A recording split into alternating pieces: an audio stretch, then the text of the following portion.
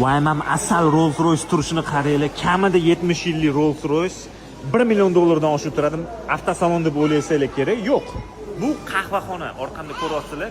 Xitoydan yangi biznes g'oya klientlarni chaqirish maqsadida qahvaxonaga, kafeyniga eng qimmat mashinalardan bittasini olib kelib qo'yishgan. Misol uchun Ferrari F12, bu narxi 8 million yuan, bu degani $1,200,000 taxminan.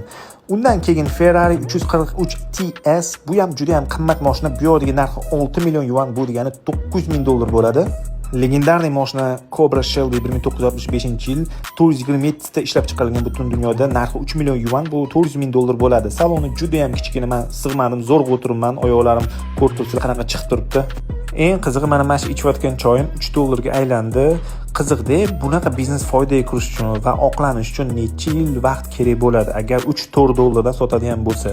Misol uchun O'zbekistonda. Videoga like bosing, ko'rishguncha.